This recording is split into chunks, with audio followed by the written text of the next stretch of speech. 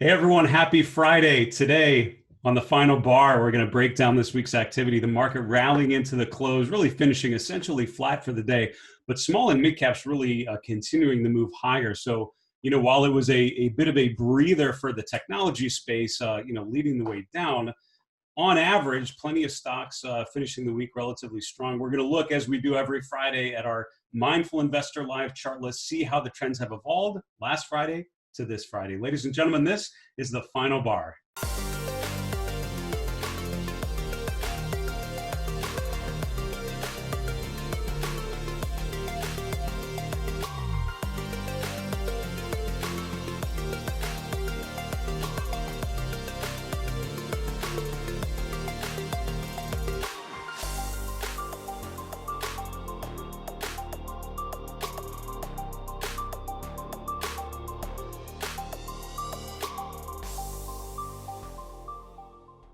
Hello, good afternoon, everyone. Welcome to the final bar. This is Dave Keller here at StockCharts.com in Redmond, Washington. Thanks for joining us every weekday after the close for our show. We try to make sense of the markets, looking through the technical, behavioral, sentiment, breadth, etc. lenses. Just try to understand the market dynamics and think, especially on a Friday, how the long-term trends have evolved week over week. This week, summarizing it, it was overall a story of strength with the S&P continuing to push closer and closer to 3,400. Really didn't make much upside progress today, but small and mid caps sure did. So while the big cap tech trade sort of took a breather today, plenty of stocks actually trying to push higher and continue this short-term uptrend. So it's interesting, the ratio of small to large continuing now to favor small caps over the course of the week, which is an interesting departure from what we've seen in the weeks up until this one. Coming up all next week on Stock Charts TV, we have some fantastic special events and some wonderful guests on our show. Just to go through the calendar very quickly, on Monday, our next episode of Behind the Charts features a conversation I had with Josh Bellinger. Josh started his career on the floors in Chicago, focusing on futures and the options market. We had a really good discussion about market dynamics, just the traditional play of fear and greed, of supply and demand that he learned as a runner in the pits, and how that's helped him become a better investor and a better coach, a better educator. On Tuesday, Larry Tantarelli, from Blue Chip Daily is going to be coming on this show on the final bar. And on Wednesday, Jane Galena from cjanetrade.com. On Thursday is our next episode of The Pitch. The Pitch is our show where we have a moderator. That'll be me this time. And then we have three guest commentators. We're going to go with Dave Landry, Tom Boley, and Grayson Rose, three names and faces and whose work probably familiar to many of you. But each of them are going to bring 5 ideas with them. We're going to have them each present them. We're going to discuss them as a group. We've done this a number of times before. It is a lot of fun, just an opportunity to get inside the head of some pretty successful strategists, traders, technical analysts, but also, leave with some actionable ideas that you can dig in on your own as you do your own work into the end of the week. Let's get to our next segment. It's the wrap of the week. So as always, we like to take a step back, look at things how are evolving, but we also like to ask you a lot of questions about what you're seeing, what you're thinking. And one of the questions we asked on our poll on Stock Charts TV, which sector do you think will perform best over the next 3 months? And I gave you 4 choices: consumer discretionary, consumer staples, materials, technology. The vote overwhelmingly, over half, a clear majority for technology, 58% of our responses. 22% of you said materials. And then between consumer discretionary and consumer staples, only 19%. Interesting, a couple observations. Number one, over half of you voting with the continued strength in technology. I did not respond in this poll, but if you asked me to vote, I would probably say technology as well. And the reason is because it is demonstrated over the long term. If you look at the long-term chart of the XLK, it has been good offense, it has been good defense. And I mean, when the market's done well, technology has tended to outperform. When the market's done poorly, technology has tended to outperform. And something that is good offense and good defense, good in both sides, in both regimes in general, that's the kind of thing you'd want to certainly be looking for potential for further upside. And so I think you're in good places. Those of you that voted for materials, that's not a bad call. And if you remember our mid-year panel, part of Charting the Second Half, I hosted that panel with John Kosar, with boy, I'm blanking on who was on that show. It was such a great discussion. We had Julius DeKempener on there. Greg Schnell joined us.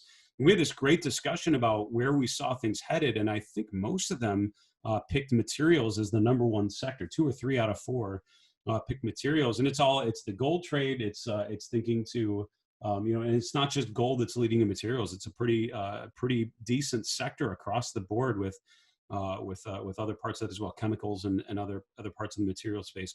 Consumer not getting a lot of love on the poll here, and I understand why. With some notable exceptions in consumer discretionary, on average, you've seen better performance from some of these other sectors. That interplay of consumer discretionary versus staples is an interesting one. I'll keep watching going forward for sure.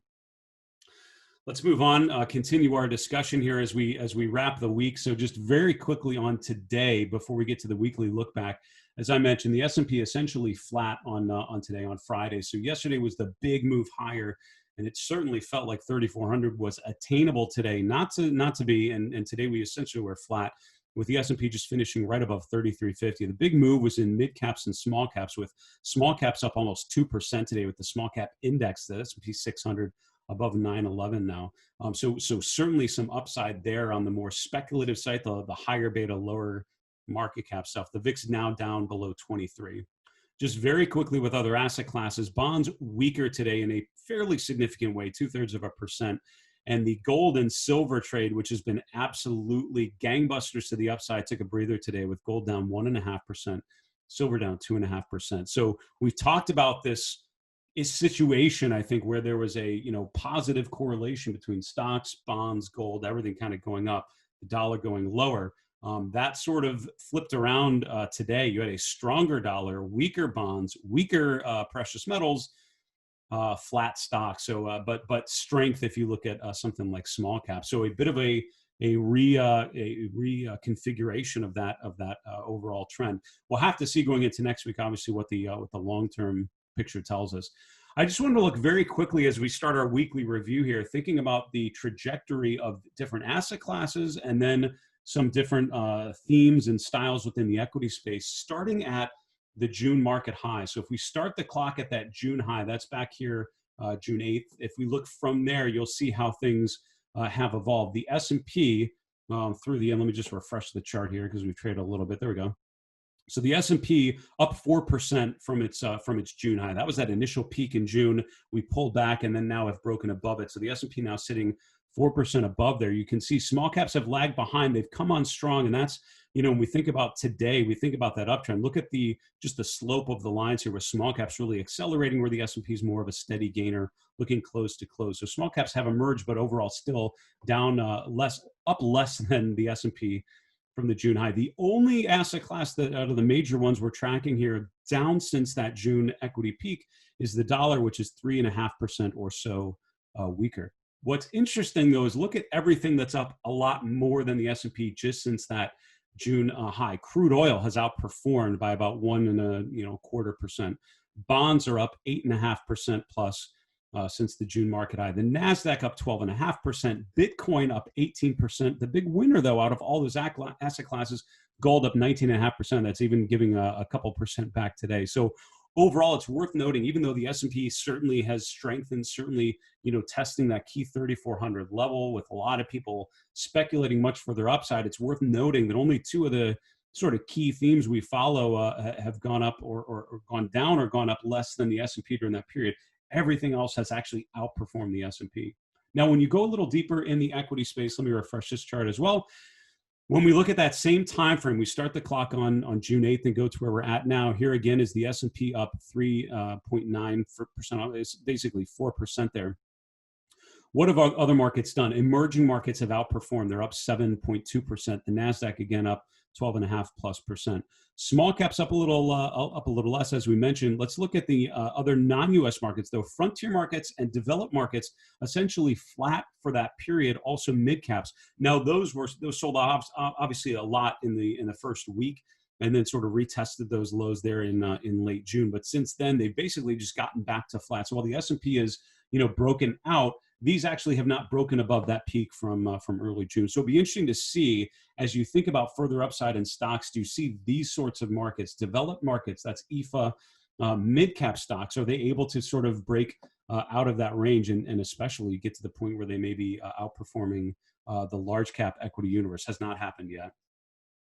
We're going to pivot now and go to the Mindful Investor Live chart list. We do this every Friday, and if you're not familiar with this, I'm sorry, that's Google's webpage. If you're not familiar with this, what we basically do is if you to access this, you go to the articles page, click on my blog, which is called The Mindful Investor. You'll see a link at the very top to access my live chart list. It's this list. I'll keep it updated, and you can refresh it with latest charts. You're welcome to take them and do whatever you want with them. Let's start at the top and go quickly as we can through as many of these through the remainder of our weekly wrap here.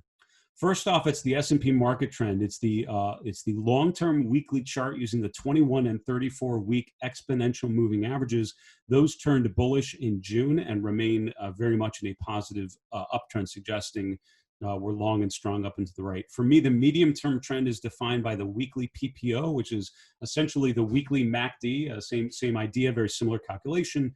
That turned positive in May, in early May, and has remained positive since then. So that was, one of the signals coming out of the March low. We had that pullback in April. We then broke to the new highs in swing highs, going into April into May, and that's when this sort of triggered on the bullish side. For me, I basically look at the spread between those two moving averages and consider that just a brief short-term signal, just using weekly data. It's not how I would trade on the short term by any means. It's a good placeholder for what the short term trend is. That's switched positive because the moving averages are now once again spreading out. So it's basically at this point, long term, medium term, short term, all bullish at this point.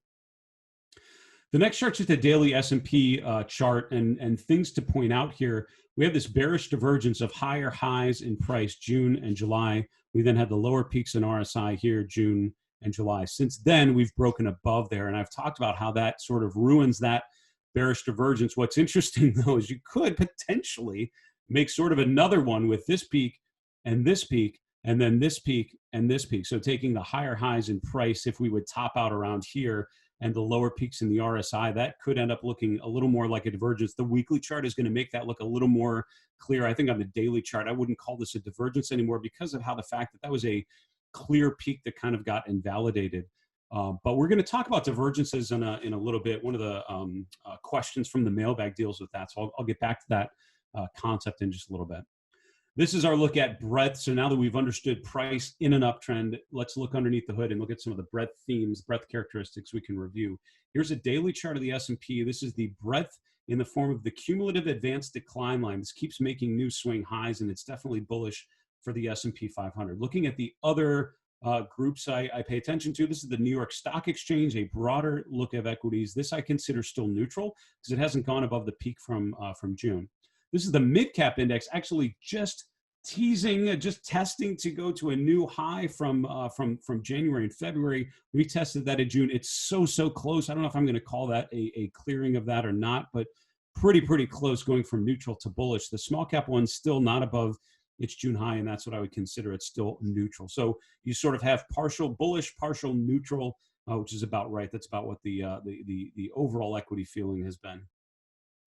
In terms of stocks making new highs, you've had a steady stream of a handful of stocks. It's been at most, it's been about 5 to 10% of the S&P making a new 52-week high on any given day, which is fine. That's not bad. I mean, when that evaporates, that tells you that we're in a corrective pattern. We haven't seen that. What's interesting is that when the market really gets extended, you usually get many more stocks making new 52-week highs. And I think the problem is most stocks are sort of still in this wilderness between their January, February high and the March low. They haven't been able to eclipse it yet. But we're getting pretty close. And again, this might be just a similar group of names kind of going higher for the big tech trade. If this, I'd want to see this number break out to the upside, suggesting more and more stocks actually doing what the S&P has not done, which is breaking above its early 2020 high. That would give me a lot of confidence about a move further beyond S&P 3400. In terms of stocks above their 200-day, stocks above their 50-day, I had a couple guests this week that did a great job of breaking this down. So if you missed that, go to Tuesdays and Wednesdays show, if I remember right. Gary Dean certainly did it. Andrew Thrasher, I want to say, referred to this indicator. And for me, they were talking about the divergence, higher highs in price, a divergence, lower peaks in this breadth indicator, which is totally valid. I tend to pay a little more attention to stocks above their 200-day. And as long as this remains above 50% on any pullback, I'm going to feel pretty good about the overall sustainability. And at this point, it's at 56% through yesterday's close. Sentiment, we talked about yesterday, the AAII rankings and also Gary Dean, if I remember right, we talked about that. I might have been making that up, but we did talk about that in pretty good detail yesterday. And overall, not a lot of bulls for where we're at in this phase in the cycle. Testing threatening new highs. It's still 2-to-1 bears versus bulls, which is sort of unusual if this is a market top at any point. So it doesn't feel toppy there. Here we're going to start to get into a little bit of ratios to finish up our weekly look at these at the chart list. Overall, it's been kind of flat looking at consumer discretionary versus consumer staples. Interesting in our poll this week that it was about a 50-50 split between those two. It was 10% in one and 9% in the other, picking that as one of the best sectors. That's actually interesting. It'll be very interesting to see if this ratio can break one way or another. At some point it will. Another interesting one is looking at the ratio of consumer discretionary versus technology, which has really been sideways since the March low. The two of them have actually been relatively similar to one another, which is kind of surprising to me. I think not seeing this, I would assume technology to have dramatically outperformed consumer discretionary, but it's not been the case. It's essentially been sideways for the last 5, almost 6 months now, which is kind of interesting. A couple of these are just key themes to remember. Semiconductors over the long term, they pulled back today, but overall the relative performance has been strong. That is a bullish signal for stocks. The small cap universe has been outperforming the large cap universe for the last 4 weeks. That's bullish overall on average if we look back through market history. Growth continues to outperform value. I don't see that changing at the moment. So that's continuing to be pretty consistent. Then the last one I'll leave you with is this chart. We looked at this earlier in the week, if I remember right, and I think the ratio of high beta to low volatility has essentially been flat. It came off since the June market peak, and since then it's been sideways. If this could break out to the upside, that would certainly put more fuel in the S&P higher than 3,400 camp. If this sort of remains stagnant, it tells you that there's not a lot of juice, that this would need to go higher, I think, to propel the S&P materially above S&P 3,400. So that's a chart I might look at to confirm as we near those highs. That's our wrap of the week. We hit on a lot of different themes that I tried to get to as much as I could. I want to take a quick commercial break. We'll be back with the final bar mailbag. We'll see you in a minute.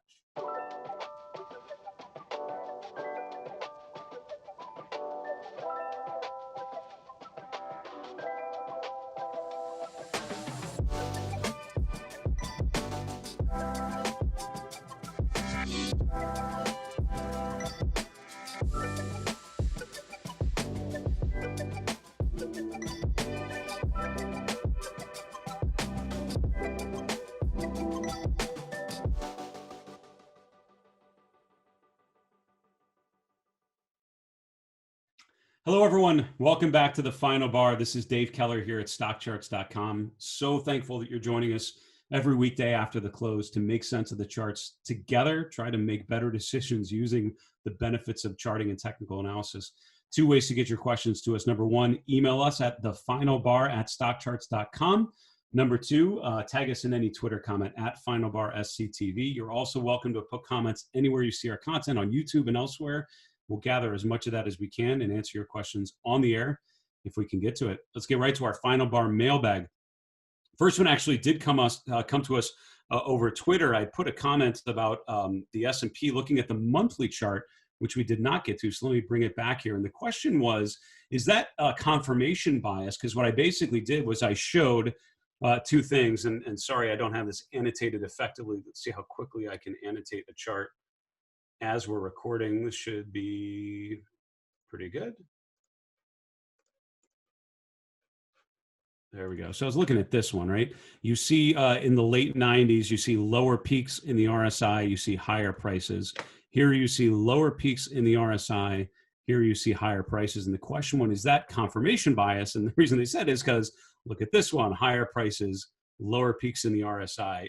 Here, higher prices, lower peaks in the RSI. There are a number of cases, obviously, where there were higher prices and lower peaks in the RSI, and it did not end up being a top. So my cherry picking by looking at one versus the other. That is it's a great question. It is a legitimate question. It's a nuanced answer that I'll do my best to answer quickly. When I think about divergences, when I talk about, and recently we've had all these divergences with technology stocks, with the S&P as a whole, you will never hear me say there's a bearish divergence, we need to sell, or you need to get out, or this is the end of the world, that is the top. I have learned very quickly never to try and pick the top or the bottom, because I think that is a fool's errand. I don't think there's there's much to be gained if you can be right, but you're going to be wrong a lot. And it's just not, there's not a lot of benefit for me. I'm much more interested in being a trend follower and looking for things like this that tell me we may be nearing the end of the move, but waiting for confirmation, waiting for some signal that tells me that the top has actually happened. So the problem with bearish divergences is you will get a lot of false signals, and I think you're seeing that. If you look at a monthly chart of the S&P and look at the monthly RSI, you will see plenty of times where there was a bearish divergence, like here in the 60s. And again, it's a, sort of peaks and higher peaks in the price, lower peaks in the RSI. It didn't really top out for 6-7 years after. That wasn't really a great signal indicating a topic, depending on your time frame, right? You could argue here going into the 87 crash, boy, that would be great to recognize the bearish divergence. So I guess it all depends on your time frame. But I will tell you this, Justin Mamus, who is a legendary technical analyst, no longer with us, but wrote a couple really good books. The one is called like When to Sell and When Not to, or something along those lines, which is pretty good thinking about your sell discipline. But he was a publishing analyst for decades, and one of his questionable taste but compelling quote was, divergences are like laxatives. You never know if one is enough or two is too many, which is a funny way to pitch it, but it makes a ton of sense. Divergences happen a lot, and it's always a question of what the right amount is. Is one enough to declare the end of a move? And if there's something I've learned, it's hard to base a trading strategy off of something like that. This is what puts it on my list of things to be concerned about. A price breakdown, a change in breadth, a change in characteristics, some indication that there is follow through to the downside. That's what actually makes me interested or confirming that there's more potential downside. So your point, no, I don't think that's confirmation bias. Confirmation bias would be, I'm bearish, let me find some chart that tells me that that's the case. And that's not what I was doing here. I'm actually pointing out the fact that, wow, higher highs and higher lows, the last thing, or lower highs, the last time that happened was here, which is a major market top. You're absolutely right. And I think with something like this, it reminds me of like the Hindenburg omen. It will trigger a lot. It calls 10 out of the last 4 sell-offs, right? I mean, it triggers false signals, but it's good to know when it happens and then look for signals that there's follow-through. Next question. Today, your guest talked about the put-call ratio and market sentiment. This is from earlier in the week, one of my guests. Can you elaborate how to interpret put-call ratios and its relevance to the market? Yeah, I'll do it. I'll do the quick version as best as I can here. So I put this on my sentiment watch list. If we go down here to put calls. So, put calls aren't a huge part of what I do. You'll see we don't refer to them often, but I refer to them sometimes. I think Gary Dean talked about put call ratios this week. It basically what it does is it's looking at the options market, and there are different ways to do it. You can look at indexes only, you can look at equities, you can look at the total combination, which is what I'm doing here. And you're basically looking at the percent of bets, on the, buying puts versus buying calls. What's the interest on both sides of those? And a put contract is essentially a bet that the price is going to go down. A call option is basically a bet that the price is going to go up, assuming higher prices. And so it's a ratio of people making the bearish bet versus the bullish bet. Here we're looking at the put call ratio. So basically, I'm plotting this in a normal fashion. A lot of people plot this inverted or do different things to, do a call put ratio to make it line up better with the price. But essentially, when the indicator is very low, and the raw indicator is the gray that you see in the background, when it's very low, that tends to coincide with market tops.